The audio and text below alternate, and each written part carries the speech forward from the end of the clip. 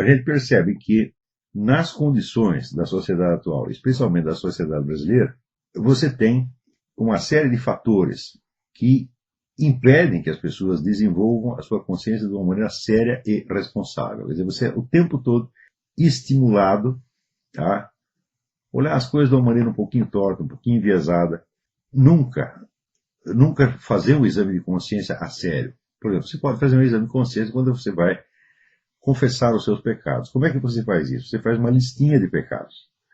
Como é que você sabe que são pecados? Porque está no catecismo, você não deve fazer isso, nem isso, nem isso, nem isso, nem isso. Ora, formalmente, ritualmente, isto é, claro que é uma confissão, tá certo? Mas você estar se confessando perante um padre, perante um sacerdote, né, é um ato que tem dois níveis diferentes. Por um lado, é um ato ritual da igreja, é válido, esse padre te dá absolvição, deu absolvição. Porém, será que serve só para isto, a confissão? Se você estudar as confissões de Santo Agostinho, você vê que não é nada disso. Você vê que a confissão, quer dizer, é precedida de um exame de consciência num nível muito mais profundo do que normalmente as pessoas fazem para uma confissão, vamos dizer, ritual. Na verdade, as confissões de Santo Agostinho são a confissão de uma vida inteira. Não é isso? Porém, se as tuas confissões não são efetivamente confissões da vida inteira, se elas não ajudaram, vamos dizer, a integrar a tua consciência de modo que você possa se apresentar perante Deus, tá certo? Você está dentro do sacerdote, está dentro de Deus. Né? O sacerdote tem que ser como uma figura transparente, né? Quase inexistente, por isso que põe esse, como se fosse um véu entre o fiel e o confessor, né? Para que a pessoa do sacerdote não atrapalhe.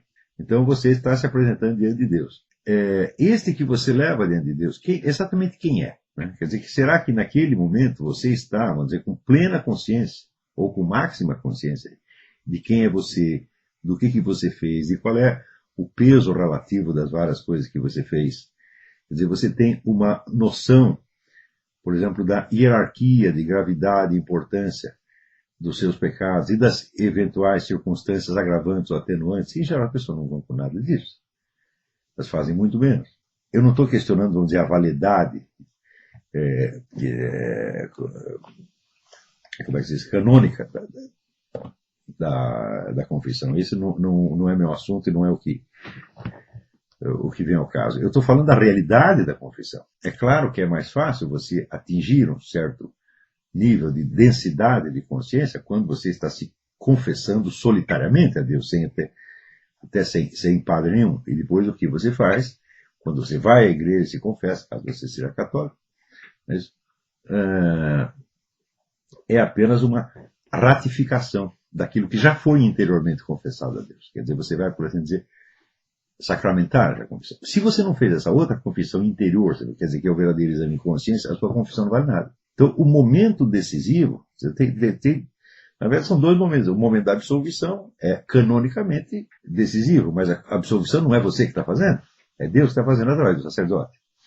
A sua parte do serviço já está feita antes. A absolvição é serviço de Deus através do sacerdote. Agora, o exame de consciência e o conteúdo da confissão, isso aí é serviço seu. Não é isso? Então,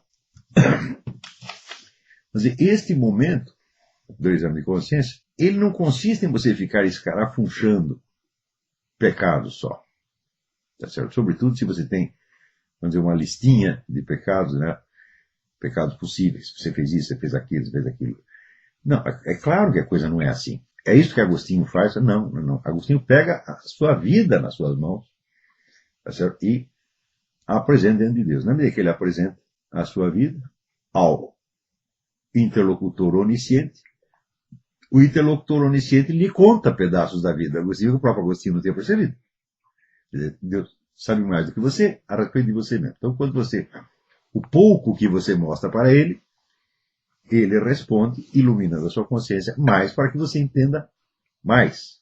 E na medida que você entende mais, você se torna mais responsável pela sua vida. Isso não quer dizer que você vai virar santinho, que você não vai pecar mais. Não é este o problema, não é este o ponto. O ponto é que as suas confissões diante de Deus vão crescer em sinceridade. Não porque você tenha se tornado mais sincero, mas porque você se abre ao que Deus está te mostrando de você. Eu acho que esse é o momento mais importante da vida. Isso aí. Ou seja, você faz um monte de pecado e Deus, de certo modo, te recompensa pelos pecados, tá certo? Intensificando a consciência que você tem de você.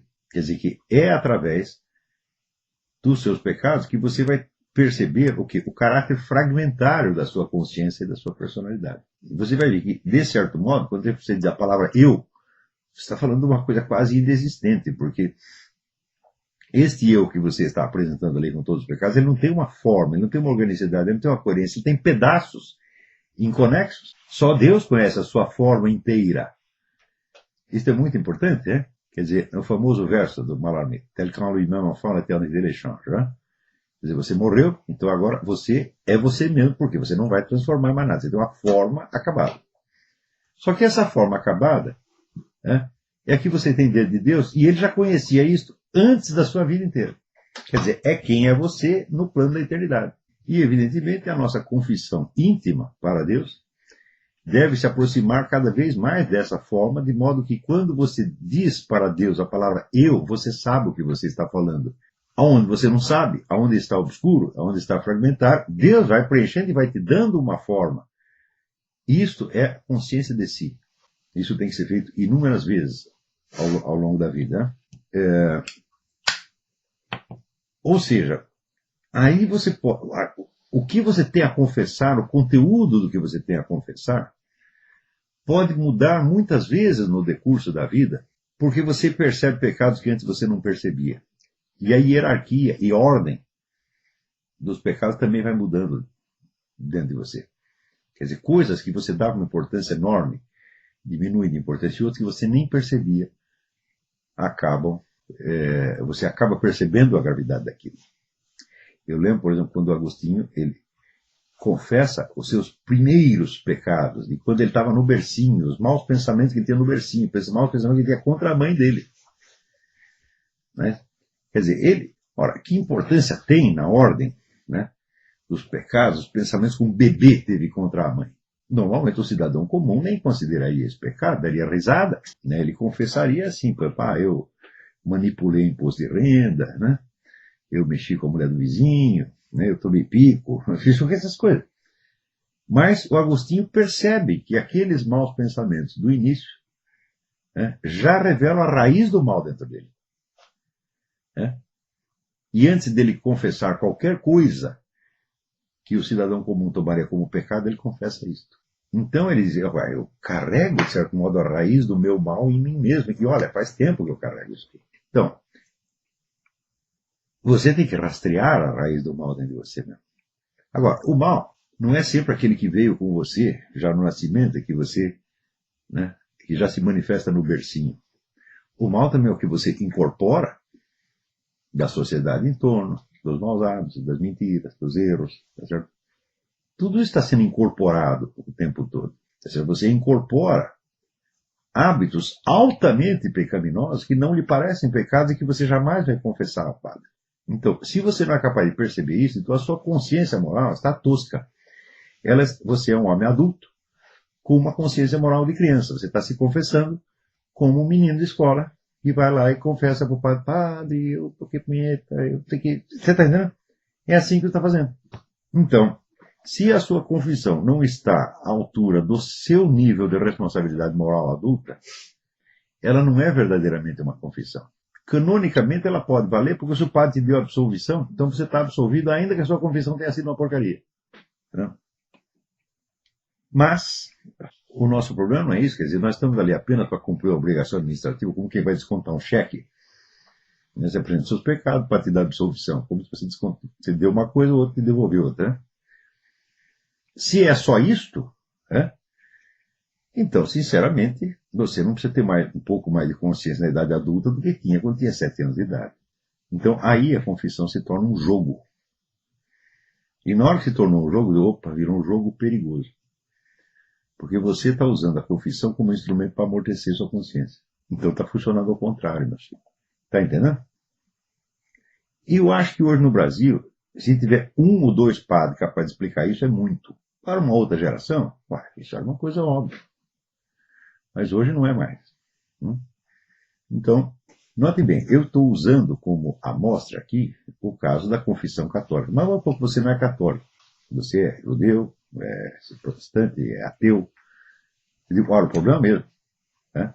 Você não vai ter a confissão ritual perante o padre, mas você vai ter que ter um momento em que você se apresenta diante da sua própria consciência ou diante de Deus, tal como, vamos dizer, pouco importando por onde você esteja entrando na presença de Deus. Então, não pense que o que eu estou falando aqui vale só para católicos, vale para todo mundo. Então, o que eu estou dizendo, em última análise, é que isso que nós chamamos de consciência, ou de autoconsciência, sobretudo visto do ponto de vista de consciência moral, e que é o elemento fundamental da integridade da personalidade, é a consciência moral que conta para si mesma a sua própria história, é ela mesma que busca uma figura mais ou menos total da sua personalidade, e é ela mesma que acompanha as mudanças da sua personalidade, né? E, portanto, é ela mesma que, a cada momento da sua vida, tendo em conta, vamos dizer, o seu nível de maturidade, o seu nível de responsabilidade social, etc, etc, etc, pode fazer um julgamento da própria gravidade do que você fez. Gravidade maior ou menor. Então, o que eu estou dizendo aqui é que o problema da consciência, do desenvolvimento da consciência, está intrinsecamente ligado ao problema do conhecimento. Por quê? O modo de você buscar uma consciência de si varia de acordo com, vamos dizer, o repertório e o nível dos conhecimentos que você tem. À medida que você estuda, que você medita, que você lê livro, que você incorpora, né, novos conceitos, novas técnicas, novos pontos de vista, etc, etc, enriquece a sua estratégia para se examinar a si mesmo. Quer dizer, você passa a fazer a respeito de si mesmo perguntas que você não fazia. Está compreendendo?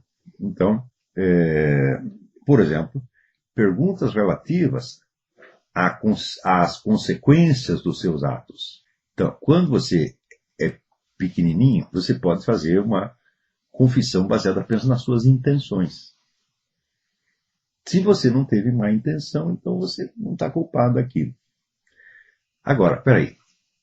Existe um limite, claro, entre ter uma intenção consciente e não ter intenção nenhuma, ou ter uma intenção inconsciente. Esse limite não é claro de maneira alguma. Frequentemente, nós não tomamos consciência de algumas coisas que nós estamos fazendo, ou das consequências dos nossos atos, porque nós não queremos. Porque nós criamos uma carapaça de defesa, porque nós não aguentamos sentir culpa além de um certo limite, então a gente tampou os buracos para a luz não entrar ali, então a gente não sente culpado daquilo. Então, neste caso, você pode legitimamente alegar a inocência? Não, aí não se trata de inocência, trata-se de ignorância. Inocência é não saber uma coisa porque não sabe. O padre da dos Anjos costumava dar o seguinte exemplo. Você sabe quantos fios de cabelo tem na sua cabeça? Não. Você não sabe, mas não sabe porque não sabe. Né? Agora, ignorância é quando você não sabe uma coisa que tem obrigação de saber. Por exemplo, né? O motorista de ônibus vem dirigindo e de repente sai, né? Um sujeito com uma motoca, velozmente cruza na frente, o sinal vermelho. O motorista pode dizer, como é que eu ia saber que vem um cara com a motoca? Não é isso? Ele não pode saber isso. Mas, e se o sinal está fechado para ele, ele vai vir na motoca? Ele tem a obrigação de saber que ele não pode fazer isso. Né? Então, no primeiro caso, a inocência, no segundo, a ignorância.